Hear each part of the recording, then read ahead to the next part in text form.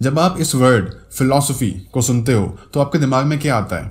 Western concepts, German, Greek, French, British philosophers, या फिर Japanese या Chinese philosophy? But I want to ask you, are you from any one of these countries? May be not.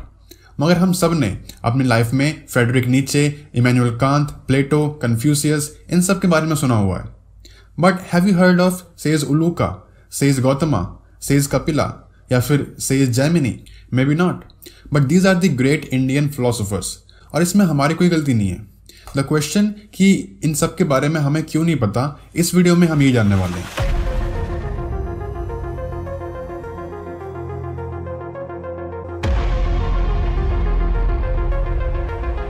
तो India में philosophy को दर्शन या तत्वा कहा जाता है। दृश्यते अनेना इति दर्शनम, the one through which it is seen, मतलब वो जिसके जरिए उसको देखा जाता है। अब यहाँ पे देखना या सीन का फिलोसॉफिकल मतलब है realisation. Therefore realisation means knowledge, मतलब रियलाइजेशन और नॉलेज भाई भाई हैं। सो अब क्वेश्चन ये है कि ये रियलाइजेशन हो किसको रहा है? So the second word for philosophy is tattva, जो कि दो शब्दों से मिलकर बना है। तत् means that or reality, and twa means you or knower, and knower wants to know the reality. अब यहाँ पे दो वर्ड्स रियलिटी और नॉलेज फिलोसफी के दो मेन ब्रांचेस को हाईलाइट करते हैं, मेटाफिजिक्स एंड एपिस्टेमोलॉजी। अब मेटाफिजिक्स क्या होता है? जिसमें हम फंडामेंटल नेचर ऑफ रियलिटी की बात करते हैं कि नॉट जस्ट दिस प्लैनेट और गैलेक्सी और यूनिवर्स, बल्कि जो कुछ भी एग्जिस्ट करता है वो क्यों और कैसे एग्जिस्ट करता है। इसके अलावा इसमें हम माइंड और मैटर के बीच के रिलेशन को भी एग्जामिन करते हैं। और एपिस्टेमोलॉजी का मतलब है नॉलेज के नेचर की स्टडी करना, कि जिसे आप सच मान के बैठे हो वो सच में रियलिटी है भी या सिर्फ आपका बिलीफ है। इसकी स्टडी को बोलते हैं epistemology. But why I am telling all this to you? Tattva पर वापस आते हैं। Knower wants to know the reality, तो क्या नोवर रियलिटी नहीं है? Of course he is reality. Tattva का मतलब ही है you are that, knower is the reality. और अगर नोवर को रियलिटी जानना है और वो खुद भी रियलिटी का पार्ट है, तो क्यों ना वो अपने आप को ही जान ले। और यहीं से इंडियन फिलोसफी इनवर्ड शिफ्ट हो जाती है, क्योंकि हमने एपिस्टेमोलॉजिकल सब्जेक्ट को ही मेटाफिजिक्स बना दिया। क्योंकि इंडियन थिंकर्स के लिए वैल्यू सिर्फ फिलोसफी का सब्जेक्ट मैटर नहीं है, बल्कि फिलोसफी अपने आप में एक वैल्यू है जिसको जी के आप रियलिटी को जान सकते हो। और इसके फलस्वरूप यानी कॉन्सिक्वेंटली इंडियन थिंकर्स का फिलोसफी के प्रति जो अप्रोच था उसमें कुछ डिफरेंट या अलग फीचर्स डेवलप हो गए। और क्या थे वो features? Let's talk about them. Theories of reality. Indian philosophy में रियलिटी को जानने के बहुत से तरीके हैं और इसीलिए इंडियन थॉट इज प्लूरलिस्टिक। और उन सभी तरीकों को दो कैटेगरी में बांटा गया है, सेक्युलर एंड स्पिरिचुअल। मगर इनके बारे में जानने से पहले वी नीड टू अंडरस्टैंड कि रियलिटी होती क्या है, which is the most difficult question to answer. So आसान शब्दों में reality can be defined as the one which is the ultimate source of everything and itself does not have any source. मतलब वो जो हर चीज का स्रोत है मगर उसका अपना कोई स्रोत नहीं है। In other words, that which is independent.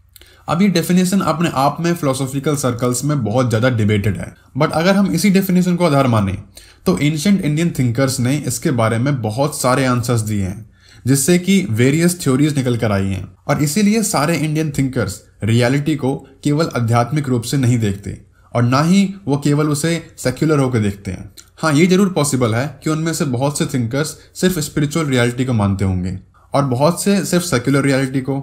मगर जब इन दोनों थॉट्स का क्रॉसओवर होता है और तब जो रिजल्ट निकल के आता है उसमें थिंकर्स ने ना तो इस वर्ल्ड को नकारा है और ना किसी और वर्ल्ड को नकारा है अगर वो एग्जिस्ट करता है। और ये सेकंड पॉइंट है जहां से इंडियन फिलोसफी वेस्टर्न फिलोसफी से डिफरेंट हो जाती है। और इसके बाद नेक्स्ट लेवल पे आके सेक्युलर और spiritual theories mutually exclusive and totally exhaustive हो जाती है। म्यूचुअली एक्सक्लूसिव मतलब अगर एक इवेंट के दो आउटकम्स हैं तो अगर पहला आता है तो दूसरा नहीं आ सकता, और अगर दूसरा आता है तो पहला नहीं आ सकता। सिमिलरली अगर फिजिकल थ्योरी एग्जिस्ट करती है तो नॉन फिजिकल थ्योरी एग्जिस्ट नहीं कर सकती, और अगर थिस्टिक एग्जिस्ट करती है तो नॉन थिस्टिक एग्जिस्ट नहीं कर सकती। मगर इन दोनों कैटेगरीज के बीच में कोरिलेशन हो सकता है, जिससे हमें ये चार कॉम्बिनेशंस मिलते हैं। अब यहाँ फिजिकल थ्योरी का मतलब है वो लोग जो सिर्फ फिजिकल वर्ल्ड में बिलीव करते हैं और इसी को रियलिटी मानते हैं। और नॉन फिजिकल यानी वो लोग जो मानते हैं कि इस वर्ल्ड के अलावा भी कोई ऐसी चीज है जिसको कि जाना जा सकता है। अब यहाँ पे इंपॉर्टेंट पॉइंट ये है कि जरूरी नहीं जो फिजिकल थ्योरी को मानता है वो गॉड में भी बिलीव ना करे, एंड सिमिलरली जरूरी नहीं कि जो नॉन फिजिकल थ्योरी को मानता है वो गॉड में भी बिलीव करे। फॉर एग्जाम्पल, द्वैत और वैशेषिक फिलॉसफी इस वर्ल्ड को अल्टीमेट रियलिटी मानने के साथ साथ गॉड में भी बिलीव करते हैं, जबकि चार्वाक फिलॉसफी सिर्फ मटेरियल एग्जिस्टेंस में बिलीव करती है। मगर इस इलिस्ट्रेशन में ए और बी के बीच में कोई कनेक्टिविटी नहीं है, बट वेस्टर्न ट्रेडिशन में नॉन फिजिकल की जगह माइंड को दी जाती है, जो कि इंडियन कॉन्टेक्स्ट में इनएक्यूरेट है, क्योंकि इंडिया में कुछ स्कूल्स ऑफ थॉट माइंड को as a sixth organ treat करते हैं। Yes, they consider mind as sixth organ, जैसे कि सांख्य और वैशेषिक फिलॉसफी। और अब जब ये क्लियर है कि ए और B mutually exclusive and totally exhaustive हैं, तो अब हम डी के फर्दर 2 सब डिविजन्स की बात कर सकते हैं, which are atheistic and agnostic. Now ये दोनों भी अपने आप में mutually exclusive and totally exhaustive हैं। तो अब हमारे पास 4 के बजाय 6 थ्योरीज हैं, और ये सारी थ्योरीज एक दूसरे से डिफरेंट है, और ये डिफरेंस कई बार बहुत बड़ा होता है, कई बार सटल होता है। और इन सब से हमें इतना तो समझ में आता है कि इंडियन फिलोसफी का सिंपल और इजी कैटेगराइजेशन नहीं है। Complexity and variety Indian philosophy के बड़े फीचर्स हैं, और ये कैटेगराइजेशन और ज़्यादा कॉम्प्लेक्स हो जाता है जब हम टेबल 1 और टेबल 2 को इंटरसेक्ट कर देते हैं। बट उससे पहले लेट्स अंडरस्टैंड कि टेबल 2 का क्या मतलब है। टेबल 2 थ्योरीज ऑफ रियलिटी की बात करता है और उनको नंबर के बेसिस पे एक दूसरे से अलग अलग करता है। जैसे मोनिज्म के लिए रियलिटी सिर्फ एक है, जबकि डुअलिस्टिक और प्लूरलिस्टिक थ्योरीज में रियलिटी 2 या उससे ज्यादा माना जाता है। नॉन डुअलिस्टिक थ्योरी जैसे अद्वैत किसी नंबर की बात नहीं करता, बल्कि सिर्फ डुअलिज्म को नकारता है। For example, Upanishads are monistic in nature and Vaisheshika philosophy is pluralistic.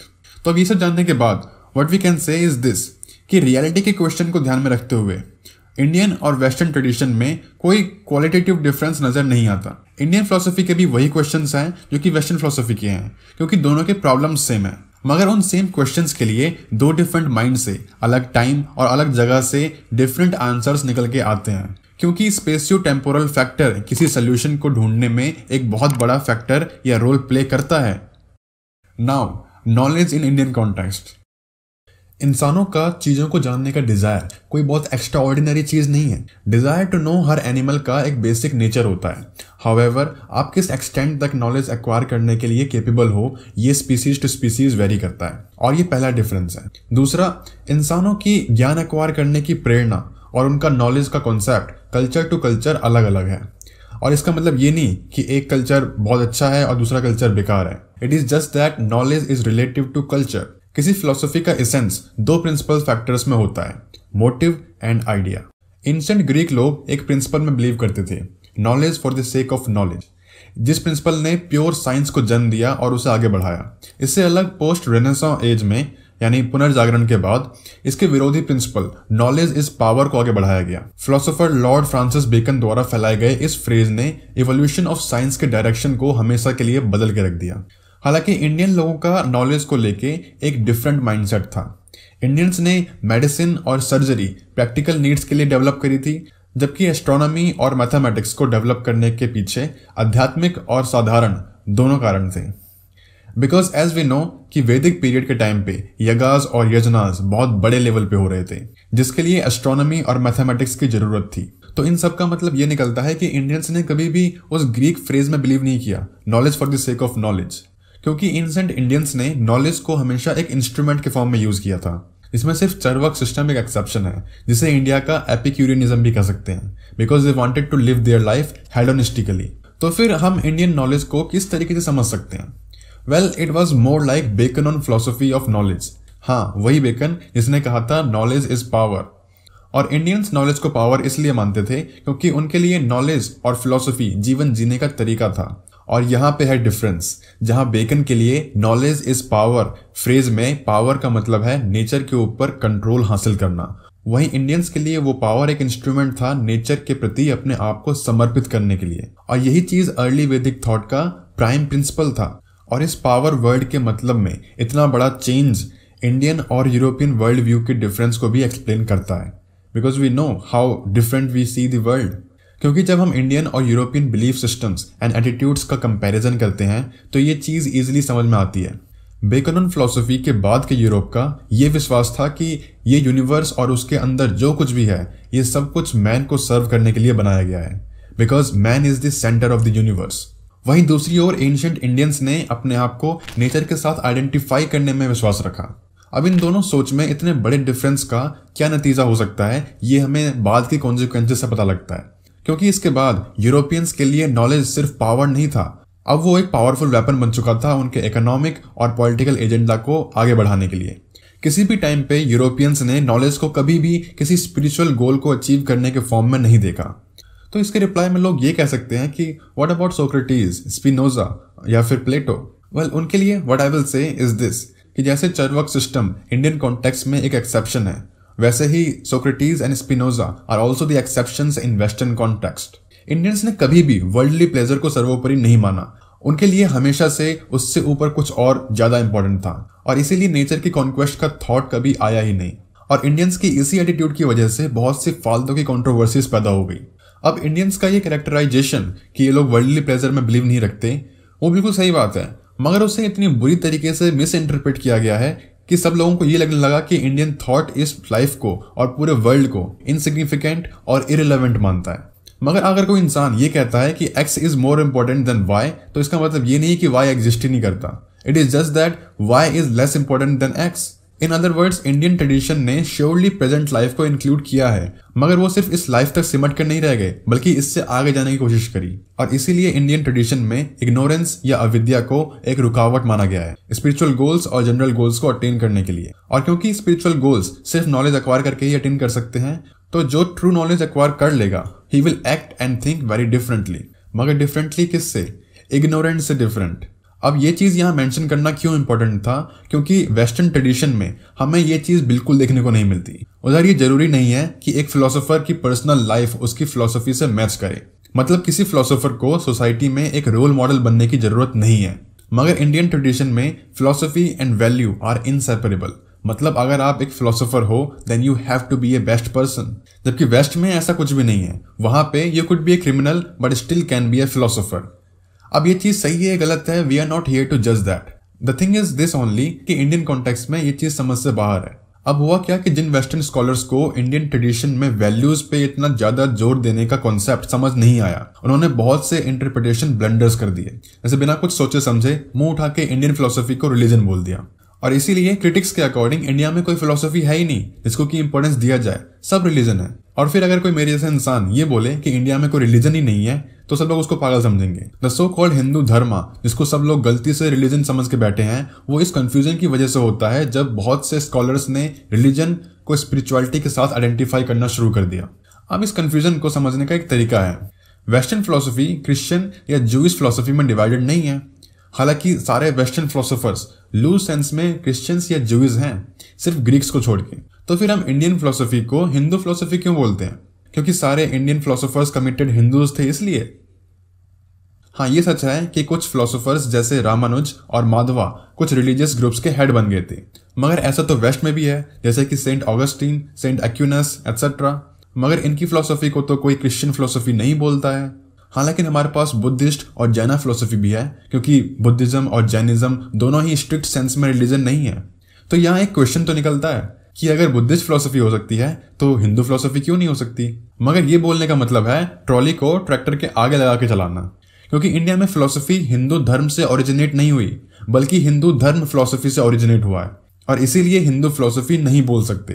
तो जब हम इंडियन ट्रेडिशन को वेस्टर्न ट्रेडिशन से कॉन्ट्रास्ट करते हैं तो हमें ये पता लगता है कि इंडियन फिलोसफी इसेंशियली स्पिरिचुअल है, और जो हमने पहले इंडिया में नॉलेज एज ए पावर की बात करी थी, वो knowledge as a spiritual power थी, यानी आध्यात्मिक शक्ति, अध्यात्म जो कि बिल्कुल नॉन रिलीजियस है। और ये समझना एक भूल है कि अध्यात्म को केवल नॉलेज में ही समझा जा सकता है। रियलिटी और एस्थेटिक वैल्यूज का कॉन्सेप्ट भी पूरी तरह से आध्यात्मिक या स्पिरिचुअल हो सकता है। एंड उपनिषदिक या अद्वैतिक नोशन ऑफ ब्राह्मण इसका क्लासिक एग्जाम्पल है। वो स्पिरिचुअल है क्योंकि ना वो इस फिजिकल वर्ल्ड का ज्ञान है और ना ही कोई रिलीजियस बात। और अगर नॉलेज स्पिरिचुअल है तो उसका प्रमाण यानी ऑब्जेक्ट भी स्पिरिचुअल होना चाहिए। रसो वैसा, ये स्टेटमेंट दैट इज इंडीड रसा एक एग्जाम्पल है एस्थेटिक वैल्यू के स्पिरिचुअल स्टेटस का। और यहाँ पे दैट का मतलब है परम ब्राह्मण या हाईएस्ट रियलिटी, और रसा का मतलब है ब्यूटी। और हो सकता है कि फिलोसफी के इन मेटाफिजिकल और स्पिरिचुअल एलिमेंट्स को रिलीजन द्वारा हाईजैक करके गॉड के नोशंस फॉर्म किए गए हों, हु नोज। मगर अभी के लिए नॉलेज पे वापस आते हैं। इंडियन फिलोसफी नॉलेज को 2 लेवल्स पे कैटेगराइज करती है। पहला पारा विद्या यानी हायर नॉलेज, और अपार विद्या यानी लोअर नॉलेज। अब क्योंकि ज्ञान आध्यात्मिक है तो सिर्फ हायर नॉलेज ही असली ज्ञान होगा, मगर ये व्यू हमें सिर्फ उपनिषद्स में मिलता है। इनके आगे आने वाले सारे सिस्टम्स में लोअर नॉलेज या परसेप्शन को भी as a way of life माना गया है। और ना सिर्फ लोअर नॉलेज बल्कि एरनस नॉलेज को भी स्पीशीज ऑफ नॉलेज माना जाता है। तो क्या इंडियन फिलोसफी आध्यात्मिक जीवन और सांसारिक जीवन को एक करने की कोशिश कर रही है? इसका आंसर उनके लिए नो है जो ये सोचते हैं कि हायर नॉलेज को मानने का मतलब है लोअर नॉलेज को रिजेक्ट कर देना। जबकि सच तो ये है कि हायर नॉलेज और लोअर नॉलेज एक दूसरे में मिक्स नहीं हो सकते, और इसीलिए इन दोनों को आपस में जोड़ना जरूरी था। And it was achieved in a remarkable manner, पुरुषार्थ के कॉन्सेप्ट के जरिए, विच सेज केवल धर्म के जरिए ही इंसान अर्थ यानी वेल्थ एक्वायर कर सकता है, और वेल्थ के जरिए ही अपने काम यानी डिजायर्स को सेटिस्फाई कर सकता है, और डिजायर्स के सेटिस्फैक्शन के बाद ही मोक्ष यानी लिबरेशन प्राप्त किया जा सकता है। और इस पूरे प्रोसेस में सोशल या मॉरल हर लेवल पे लॉ ऑफ पार्सिमनी को फॉलो किया गया है। Philosophy and life. What is the aim of life? अब ये एक एथिकल क्वेश्चन है, मगर अगर हम इंडियन फिलोसफी को माने जिसमें फिलोसफी को ही एज ए वैल्यू ट्रीट किया जाता है, जिसे हर फिलोसोफर को अपनी लाइफ में फॉलो करना होता है, जिससे कि वैल्यूज और ह्यूमन लाइफ आपस में ब्लेंड हो जाते हैं, तो इस बैकड्रॉप में इस क्वेश्चन का सोल्यूशन फाइंड करना आसान हो जाता है। Whereas it is not so easy to find the same in the Western tradition। हाँ, एक बार एग्जिस्टेंशियलिज्म ने ट्राई किया था, मगर उसको भी वहां के एनालिटिकल ट्रेडिशंस ने खत्म कर दिया। इंडियन ट्रेडिशन के हिसाब से एम ऑफ लाइफ है pilgrimage from misery to happiness, दुख से सुख की यात्रा। और ये लाइन पूरी इंडियन फिलोसफी में कॉमन मिलती है। एक पॉइंट पे इंडियन फिलोसफिकल ट्रेडिशन में वर्टिकल स्प्लिट हो जाता है, जहां से ऑर्थोडॉक्स और हेटेरोडॉक्स स्कूल्स ऑफ थॉट निकल के आते हैं। हालांकि ये दोनों एक इश्यू पे बिल्कुल सेम रहते हैं, and that is the aim of life. तो यहाँ पे 2 क्वेश्चंस तो बनते हैं। पहला कि ये क्वेश्चन एम ऑफ लाइफ एक फिलोसॉफिकल क्वेश्चन कैसे है, और दूसरा कि how can 2 opposing schools of thought have a common denominator. तो पहले क्वेश्चन का आंसर कुछ ऐसा हो सकता है कि अगर कोई इंस्ट्रूमेंट आपकी लाइफस्टाइल की क्वालिटी को बढ़ाता है तो उसकी कोई ना कोई इकोनॉमिक वैल्यू तो होगी। तो फ्रॉम अ डिफरेंट पर्सपेक्टिव, अगर कोई नॉलेज आपके लाइफस्टाइल को बेटर कर रही है तो उसमें कुछ ना कुछ वैल्यू तो होनी चाहिए ना। और इसीलिए इंडियन थॉट में नॉलेज को वैल्यू भी समझा जाता है। सोक्रेटिक सेंस में एक ज्ञानी ना सिर्फ अपनी नॉर्मल लाइफ बल्कि पूरे वर्ल्ड को डिफरेंटली समझता है, क्योंकि नॉलेज उसका वर्ल्ड व्यू चेंज कर देती है, और इस तरह का चेंज अपने अंदर मॉरल वैल्यू कैरी करता है, और इसकी वजह से एम ऑफ लाइफ एक एथिकल इशू बन जाता है, और एथिकल इशू बनने की वजह से ये एक फिलोसॉफिकल इशू बन जाता है ना। दूसरे क्वेश्चन का आंसर थोड़ा आसान है, क्योंकि इंडिया में एवरी स्कूल ऑफ फिलोसफी एक मत से ये बोलती है कि aim of life is pursuit of happiness है। मगर ये दोनों पोल्स ऑर्थोडॉक्स एंड हेटेरोडॉक्स एक दूसरे से अलग हो जाते हैं जब ये इस स्टेटमेंट में हैप्पीनेस को डिफाइन करते हैं। For example, her political party अपने मैनिफेस्टो में ये बोलती है कि गरीबों का उत्थान किया जाएगा, मगर उसको करने का तरीका हर पार्टी का अलग अलग होता है।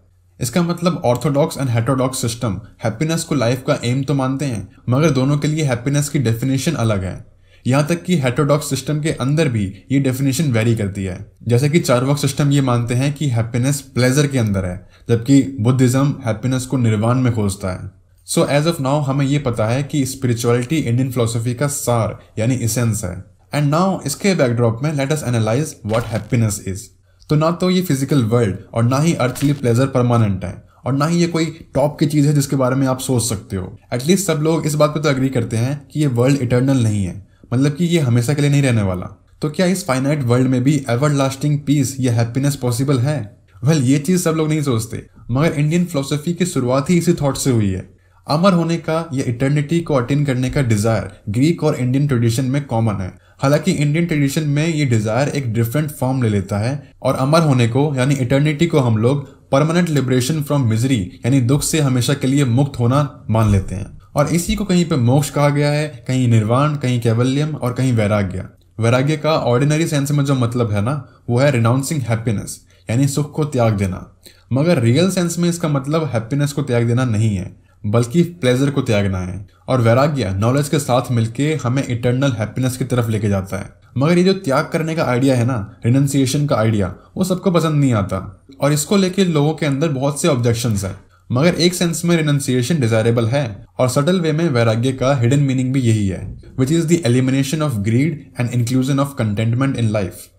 मगर हुआ क्या कि over a period of time in दोनों डायमेंशंस को रॉन्गली इंटरप्रेट किया गया, जिसकी वजह से वैराग्य को ना सिर्फ नेगेटिव बल्कि पेसिमिज्म का सिंबल मान लिया गया। और ये सिर्फ यहीं तक नहीं रुका, बल्कि पूरी इंडियन फिलोसफी को पेसिमिस्टिक समझ लिया गया। और यहाँ पे हमें थोड़ा टॉपिक से हट के बात करनी होगी। सो इन 20th सेंचुरी वेस्टर्नर्स का बिलीव था कि इंडिया में फिलोसफी जैसी कोई चीज नहीं है, और जो है भी वो फिलोसफी के नाम पे सिर्फ मिथोलॉजी या कॉजिस्ट्री है। कॉजिस्ट्री मतलब चालाकी से तर्कों का इस्तेमाल करके फॉल्स मॉरल आंसर्स देना। और ये सब कुछ इसीलिए हुआ क्योंकि कुछ मार्क्सवादी इंडियन स्कॉलर्स कभी इंडियन सोसाइटी के कस्टम एंड ट्रेडिशन से फिलोसफी को सेपरेट कर ही नहीं पाए। वेस्टर्न स्कॉलर्स को जवाब देने की बात तो छोड़ दो, जिनका ये कहना था कि इंडियन फिलोसफी को रिलीजन ने पूरी तरह से करप्ट कर दिया है। उनके कई क्रिटिसिज्म्स में से एक क्रिटिसिज्म ये है कि इंडियन थॉट नेगेटिव आउटलुक पैदा करता है और इसीलिए वो सेल्फ डिस्ट्रक्टिव है, क्योंकि वो इस फिजिकल वर्ल्ड की रियलिटी को नहीं मानता। तो इस क्रिटिसिज्म का आंसर कुछ इस तरीके से हो सकता है कि फर्स्ट ऑफ ऑल सही मायनों में इंडियन फिलोसफी इस वर्ल्ड को मानने से मना नहीं करती है। बट कोई भी फिलोसॉफिकल सिस्टम सिर्फ इसीलिए नेगेटिव नहीं हो जाता कि वो इस वर्ल्ड को परमानेंट नहीं मानता, क्योंकि कोई साइंटिस्ट भी आज तक ये नहीं बोल पाया है कि ये यूनिवर्स इटर्नल है। और अगर उनका क्रिटिसिज्म मान भी लिया जाए तो ऐसे तो प्लेटो की फिलोसफी भी नेगेटिव हो जाएगी। The thing is just this, अगर कोई चीज इम्परमानेंट है तो इसका मतलब है कि कोई दूसरी चीज परमानेंट होगी, क्योंकि ये दोनों रिलेटिव टर्म्स हैं। एक का रिलेवेंस दूसरे का रिलेवेंस डिमांड करता है। दूसरा, अगर कोई दो चीज आपस में रिलेटिव हैं तो इसका मतलब है कि वो किसी और से भी रिलेटिव होंगे, बिकॉज एब्सोल्यूट रिलेटिविटी जैसी कोई चीज नहीं होती। अब उनका सेकंड क्रिटिसिज्म ये है that Indian philosophy is pessimistic. Now इस क्रिटिसिज्म के दो सोर्सेस ऑफ एरर हैं जो कि एक बड़ी मिसअंडरस्टैंडिंग को शो करता है। पहला, desire to escape from misery, यानी दुख से बाहर निकलने के डिजायर को गलती से desire to escape from external world समझ लिया गया। दूसरा, ये कहा गया कि ये अर्थली प्लेजर को डिस्करेज करता है। So let us look the second source first. Earthly pleasure को नकारने का मतलब हैप्पीनेस को नकारना नहीं है, क्योंकि प्लेजर और हैप्पीनेस अपने आप में दो डिफरेंट चीजें हैं और moksha simply Sanskrit version of happiness है। बट हैप्पीनेस ही क्यों? क्योंकि प्लेजर मोमेंटरी और इम्प्योर होता है, which always comes with pain. तो अगर हम वेस्टर्न फिलोसोफर जेरेमी बेंथम के क्राइटेरिया को एनालाइज करें तो वो हैप्पीनेस को सेटिस्फाई करते हैं, ना कि प्लेजर को, क्योंकि ड्यूरेशन, इंटेंसिटी एंड प्योरिटी ये सब हैप्पीनेस के कैरेक्टरिस्टिक्स हैं, ना कि प्लेजर के। तो फिर प्रैक्टिकल स्टैंड पॉइंट से भी कोई भी फिलोसफी जो मोक्ष को अपना आइडियल मानती है वो पेसिमिस्टिक हो ही नहीं सकती। Now let's talk about the first source. Desire to escape from this world एक एस्केपिस्ट के माइंडसेट को डिस्क्राइब करता है, जबकि इंडियन ट्रेडिशन में रीबर्थ के रेफरेंसेस हैं, मतलब वापस इसी वर्ल्ड में आना। हाँ, ये पॉसिबल है कि यह सिर्फ एक मिथ हो, समथिंग बियॉन्ड वेरिफिकेशन, मगर जब हम मोक्ष को अटेन करने की बात करते हैं तो वो इसी लाइफ स्पैन के अंदर अटेन करना होता है, मतलब इस वर्ल्ड में रहते हुए। So how can this external world be an evil? We require this physical world in order to experience something beyond physical. एक और ऑब्जेक्शन जो मोक्ष को लेके है वो ये कि क्या मोक्ष एक मीनिंगफुल आइडियल है भी या नहीं? तो इसके आंसर के लिए पहले तो मोक्ष को अपने आप में पॉसिबल होना चाहिए, दूसरा इसका रियलाइजेशन एक इंसान के लिए पॉसिबल होना चाहिए, और अगर दोनों में से एक भी नहीं हो पाया तो ये मीनिंगफुल नहीं रहेगा, राइट? तो अस्यूम कर लेते हैं कि मोक्ष अटेनेबल है, तो अब वो एक आइडियल है, राइट? और अगर हम एक अनअटेनेबल आइडियल को परस्यू करते हैं तो हम सिर्फ उस आइडियल की तरफ प्रोग्रेस करेंगे। But what matters is progress, isn't it? Plato का यूटोपिया अपने आप में मोक्ष का एक एग्जाम्पल है। Progress in right direction is true progress. Therefore ये पूरी तरह से जानते हुए भी कि मोक्ष को अचीव करना ह्यूमनली इम्पॉसिबल है, फिर भी इंसान मोक्ष को परस्यू करता है, जिसकी वजह से वो लोअर लेवल से हायर लेवल तक प्रोग्रेस कर पाता है। और यही सबसे बड़ा एडवांटेज है मोक्ष को आइडियल मानने का। और कुछ लास्ट पॉइंट्स के बाद इसको खत्म करते हैं। वेस्टर्न ट्रेडिशन में सिर्फ ग्रीक्स सोल की इमॉर्टैलिटी में विश्वास रखते थे। आज के मॉडर्न वेस्टर्न फिलोसफी के लिए ये एक बिल्कुल एलियन चीज है। हालांकि क्रिश्चियनिटी में इसका जिक्र मिलता है, और पैराडॉक्स ये है कि सोल की इमॉर्टैलिटी क्रिश्चियनिटी और इंडियन फिलोसफी दोनों का कॉमन थीम है, मगर ये सिर्फ वेस्टर्न फिलोसफी और क्रिश्चियनिटी की बात बन के रह गई है, क्योंकि ये वेस्ट की चीजें हैं। और ये एक बहुत क्रूशियल फैक्टर को पॉइंट आउट करता है कि रिलीजन फिलोसफी को डिटरमिन नहीं करता, जबकि फिलोसफी का पोटेंशियल है रिलीजन को इन्फ्लुएंस करने का, if not determine it.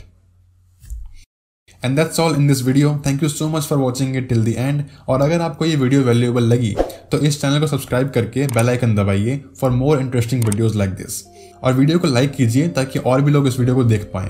And that's all from my side. I will see you in the next one. Bye bye.